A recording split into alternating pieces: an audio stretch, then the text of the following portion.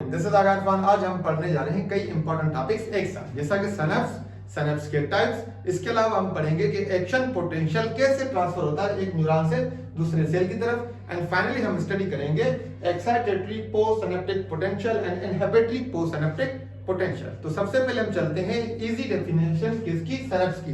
Synapse क्या होता है? Synapse is a junction between a neuron and a cell. एक न्यूरॉन और दूसरे सेल के बीच में एक जंक्शन होता है जहां से एक्शन पोटेंशियल न्यूरॉन से दूसरे सेल की तरफ ट्रांसफर होता है। उस जंक्शन को हम बोलते हैं सिनेप्स। तो ये कौन से सेल्स के बीच में हो सकता है? एक तो न्यूरॉन हो गया, दूसरा न्यूरॉन हो सकता है, या एक न्यूरॉन के साथ दूसरा मसल सेल हो सकता है, या एक न्यूरॉन के साथ दूसरा यहाँ पे ग्लैंडुलर सेल हो सकता है। तो उस जंक्शन को जहां से एक्शन पोटेंशियल ट्रांसफर होता है एक न्यूरॉन से दूसरे सेल की तरफ, उसको हम बोलते हैं सिनेप्स। और सिनेप्स की तीन रीजन है टोटल। एक को हम बोलते हैं प्री सिनेप्टिक मेम्ब्रेन, जो होती है पहले वाले न्यूरॉन्स की एक्सॉन टर्मिनल समेशन। दूसरा एक यहाँ पे स्पेस होती है दो सेल्स के बीच में, उसको हम बोलते हैं सिनेप्टिक क्लेफ्ट। और फाइनली होती है पोस्ट सिनेप्टिक मेम्ब्रेन। और वो जो पोस्ट सिनेप्टिक मेम्ब्रेन है वो या तो किसी न्यूरॉन के डेंड्राइट्स होंगे, या सोमा होंगे, या कोई मसल सेल होगा, या कोई ग्लैंडुलर सेल होगा। ये तो हो गया सिनेप्स। इसके बाद there are two types of synapse. एक को हम बोलते हैं केमिकल सिनेप्स, जो हम डिटेल में पढ़ेंगे, और दूसरा होता है इलेक्ट्रिकल सिनेप्स। इलेक्ट्रिकल सिनेप्स में ये होता है कि उसके अंदर एक्शन पोटेंशियल बनस्पत केमिकल सिनेप्स के रैपिडली ट्रांसफर करता है, और वो टू एंड फ्रो उसमें बाय डायरेक्शनल मूवमेंट होती है थ्रू गैप जंक्शंस। यहां पे सेल्स के बीच में क्या होते हैं? गैप जंक्शन, जहां से एक्शन पोटेंशियल एक सेल से दूसरे सेल की तरफ मूव करेगा गैप जंक्शन से। और to and fro bidirectional movement होती है, कोई भी केमिकल इसमें इन्वॉल्व नहीं होता। और इसके अंदर दूसरा क्या होता है, यहाँ पे जो सिनेप्टिक क्लेफ्ट होता है उसकी विड्थ होती है 0.2 नैनोमीटर। ये रैपिड होता है, इनवर्टिब्रेट्स में ज्यादा पाया जाता है, और वर्टिब्रेट्स में उनके ब्रेन के अंदर ये कुछ पाए जाते हैं। और इसका हमने क्या पढ़ा, इसमें जो मूवमेंट होती है वो होती है बाय डायरेक्शनल होती है और रैपिड होती है, कोई भी केमिकल इन्वॉल्व नहीं होता। और यहाँ पे ये जो हमने फिगर बनाई है ये कौन सी? ये है केमिकल सिनेप्स। इसके अंदर केमिकल्स होते हैं, इन्वॉल्व होते हैं, जो इस एक्शन पोटेंशियल को इस न्यूरॉन से दूसरे सेल की तरफ ट्रांसफर करने में मदद करते हैं। उन केमिकल्स को हम बोलते हैं न्यूरोट्रांसमीटर्स, जिसकी वजह से ये स्लो होता है। यहाँ पे जो सिनेप्टिक क्लेफ्ट होता है उसकी विड्थ होती है 2 नैनोमीटर्स, और इसमें हमेशा मूवमेंट होगी यूनिडायरेक्शनल। हमेशा क्या होगा, एक्सॉन से दूसरे सेल के तरफ ये मूव होगा, यहां से वापस वो मूव नहीं कर सकेगी, बैकवर्ड मूवमेंट नहीं होती एक्शन पोटेंशियल की, स्लो होती है, यूनिडायरेक्शनल होती है। और इसके अलावा क्या होता है, इसमें केमिकल्स इन्वॉल्व होते हैं, और सिनेप्टिक क्लेफ्ट की जो विड्थ है वो यहाँ इससे 10 गुना ज्यादा होती है। और यहाँ पे कौन इन्वॉल्व है? यहाँ पे है गैप जंक्शंस इन्वॉल्व। अब चलते हैं कि भाई प्रोसेस के action potential in case of chemical synapse कैसे ट्रांसफर होता है। इसके 4-5 स्टेप्स हैं, बिल्कुल इजी स्टेप्स है, आपने सिर्फ ध्यान रखने। और उसके साथ साथ हमें समझ में आएगा excitatory post synaptic potential and inhibitory post synaptic potential. तो सबसे पहले हम चलते हैं केमिकल सिनेप्स में, प्रोसेस जिसके जरिए एक्शन पोटेंशियल का ट्रांसफर होता है एक न्यूरॉन से दूसरे सेल की तरफ।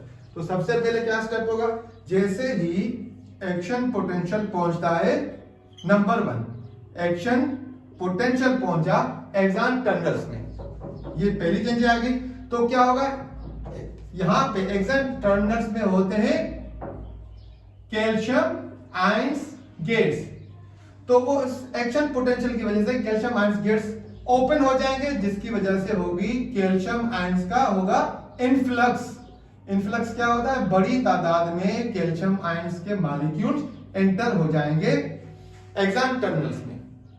दूसरी चीज आ गई है इनफ्लक्स ऑफ कैल्शियम आयंस।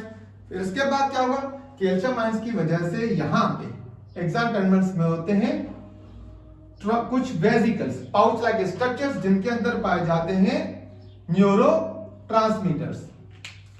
तो न्यूरोट्रांसमीटर्स के दो टाइप्स हैं, या तो होते हैं वो एक्साइटेटरी, दूसरे सेल के अंदर एक्शन पोटेंशियल क्रिएट करते हैं बाय डीपोलराइजिंग इट्स न्यूरोलीमा, या वो ये करते हैं कि दूसरे न्यूरॉन में हाइपर पोलराइजेशन करते हैं, वहां पे एक्शन पोटेंशियल क्रिएट नहीं करने देते।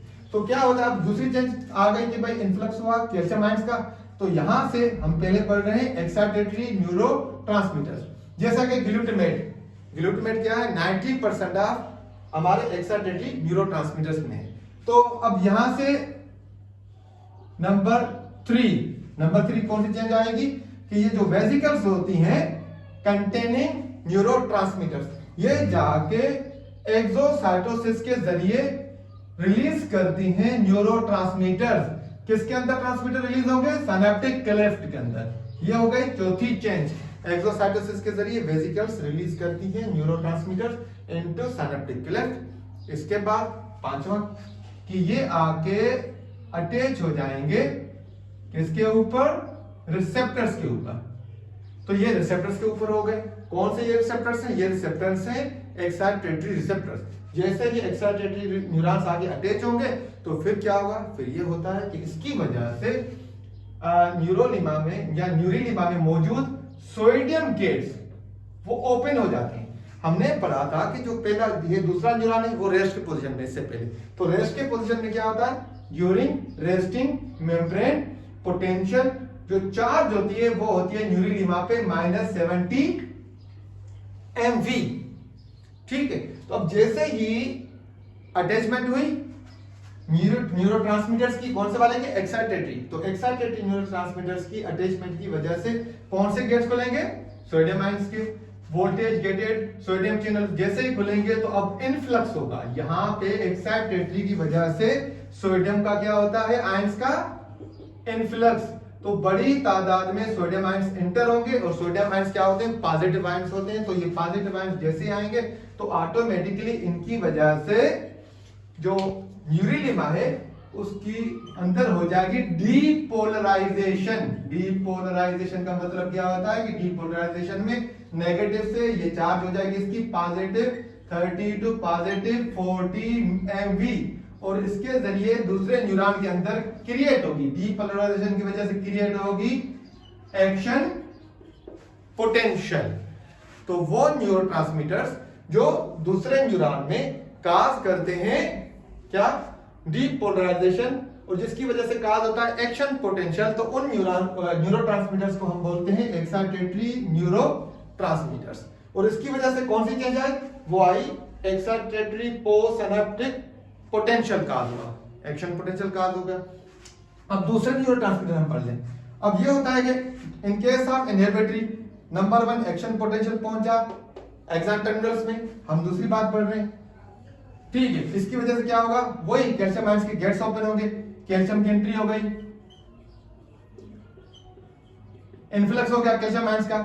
उनकी वजह से क्या होगा, ये भाई न्यूरोट्रांसमीटर्स की वेसिकल्स जाके एक्सोसाइटोसिस के जरिए रिलीज करेंगी न्यूरोट्रांसमीटर्स इनटू सिनेप्टिक क्लेफ्ट। जैसे रिलीज हो तो ये न्यूरोट्रांसमीटर्स जाके अटैच हो जाएंगे रिसेप्टर्स के साथ। मगर कौन से रिसेप्टर्स होते हैं, ये होते हैं इनहिबिटरी रिसेप्टर्स।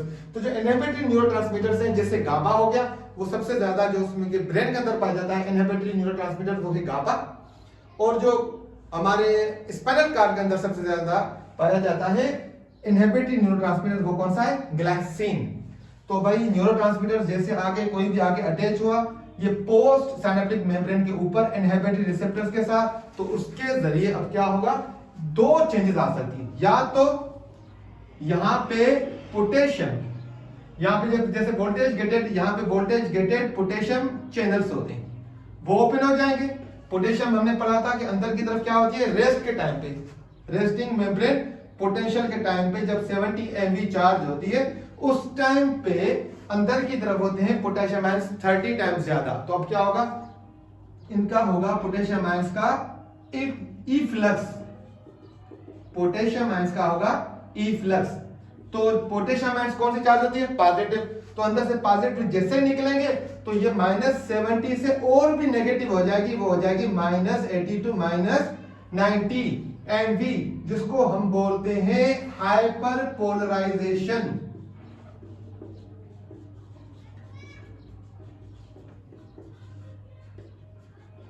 और भी नेगेटिव। इसके जरिए क्या होगा, अब इस न्यूरॉन की मेम्ब्रेन में या इस सेल में एक्शन पोटेंशियल काम नहीं हो सकता, ये ब्रेक्स लग गए।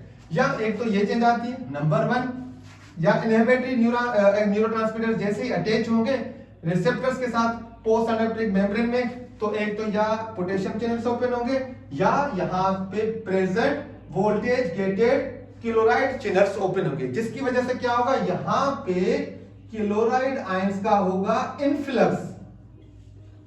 इनफ्लक्स में क्या होता है, बड़ी तादाद में नेगेटिव क्लोराइड आयंस अंदर आएंगे, तो बड़ी तादाद में अंदर आएंगे तो फिर भी यही होगा कि -970 से क्या होगा, -90 तक और भी ज्यादा नेगेटिव आ जाएगी, अंदर न्यूरोनिमा की चार्ज हो जाएगी और उसको हम बोलते हैं हाइपर पोलराइजेशन।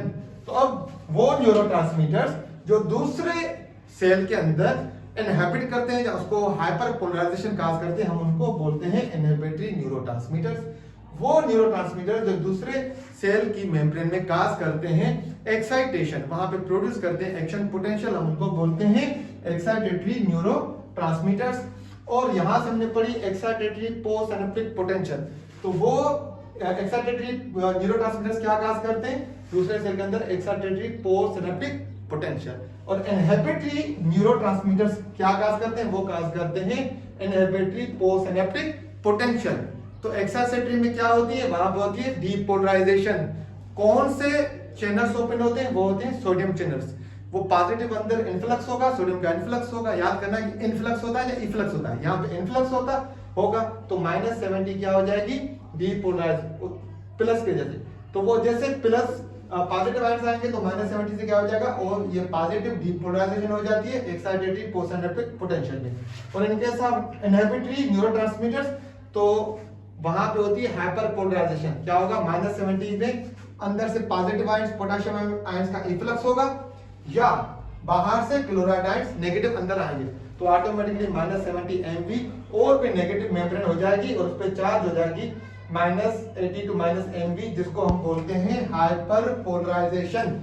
इसकी वजह से एक्शन पोटेंशियल काज होता है एक्साइटेटरी पोस्ट सिनेप्टिक पोटेंशियल में, और इनहिबिटरी पोस्ट सिनेप्टिक पोटेंशियल में काज होता है हाइपर पोलराइजेशन, और ब्रेक्स लग जाते हैं और इस किस्म के सेल में एक्शन पोटेंशियल क्रिएट नहीं होता।